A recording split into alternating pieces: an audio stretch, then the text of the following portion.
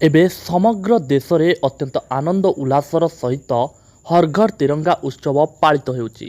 ଆମ ରାଜ୍ୟରେ ମଧ୍ୟ ପ୍ରତି ଘରେ ତିରଙ୍ଗା କାର୍ଯ୍ୟକ୍ରମରେ ଆଜି ନୂଆପଡ଼ା ସଦର ମହକୁମାରେ ଜିଲ୍ଲାପାଳ ମଧୁସୂଦନ ଦାସଙ୍କ ନେତୃତ୍ୱରେ ସହସ୍ରାଧିକ ଛାତ୍ରଛାତ୍ରୀ, ବିଭିନ୍ନ ବିଭାଗର ଅଧିକାରୀ ଏବଂ ଜନସାଧାରଣ ଏକ ବିଶାଳ ତିରଙ୍ଗା ପଦଯାତ୍ରାରେ ସହର ପରିକ୍ରମା କରିଥିଲେ।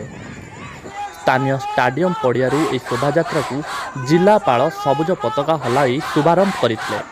ସେଠାରୁ ଏହି ରାଲି ଭାରତ ମାତା ଏବଂ ଆମ ପ୍ରିୟ ଜାତୀୟ ପତାକା ତିରଙ୍ଗାର ଜୟଧ୍ୱନି ଦେଇ ଅତ୍ୟନ୍ତ ଆନନ୍ଦ ଉଲ୍ଲାସର ସହିତ ଏକତା ଛକ ପର୍ଯ୍ୟନ୍ତ ଯାଇ ପୁଣି ଜିଲ୍ଲାପାଳଙ୍କ କାର୍ଯ୍ୟାଳୟ ପରିସରକୁ ଆସିଥିଲେ। ଏହି ସମୟରେ ଦେଶପ୍ରେମ ଧ୍ୱନିରେ ଗଗନ ପବନ ମୁଖରିତ ହୋଇ ଉଠିଥିଲା। ସେଠାରେ ସେମାନେ ହର୍ ଘର୍ ତିରଙ୍ଗା ସେଲ୍ଫି ପଏଣ୍ଟରେ ଫଟୋ ଉଠାଇ ତିରଙ୍ଗା ୱେବସାଇଟରେ ଅପଲୋଡ଼ କରିଥିଲେ। ଏହି କାର୍ଯ୍ୟକ୍ରମରେ ଅତିରିକ୍ତ ଜିଲ୍ଲାପାଳ ସୁଭାଷ ଚନ୍ଦ୍ର ରଇତ, ଜିଲ୍ଲା ମୁଖ୍ୟ ଉନ୍ନୟନ ଅଧିକାରୀ ଲମ୍ବୋଦର ଧରୁଆ, ଜିଲ୍ଲାପାଳଙ୍କ କାର୍ଯ୍ୟାଳୟରେ ସମସ୍ତ ଅଧିକାରୀ, ମୁଖ୍ୟାଳୟରେ ଥିବା ବିଭିନ୍ନ ବିଭାଗର ଅଧିକାରୀ, କର୍ମଚାରୀ, ମହିଳା ସାମ୍ବାଦିକ ଓ ଜିଲ୍ଲା ସୂଚନା ଓ ଲୋକସମ୍ପର୍କ ଅଧିକାରୀ ବିଦ୍ୟାପତି ପଣ୍ଡା ପ୍ରମୁଖ ଯୋଗଦେଇ ତିରଙ୍ଗା ଯାତ୍ରାରେ ଅଂଶଗ୍ରହଣ କରିଥିଲେ।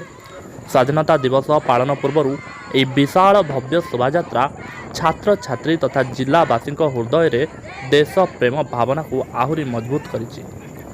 ନୂଆପଡ଼ା ଜିଲ୍ଲାରୁ ଝଙ୍କେଶ୍ୱର ବନ୍ଦେଶ୍ୱରଙ୍କ ରିପୋର୍ଟ, ସ୍ୱରା ନ୍ୟୁଜ୍ ଓଡ଼ିଶା।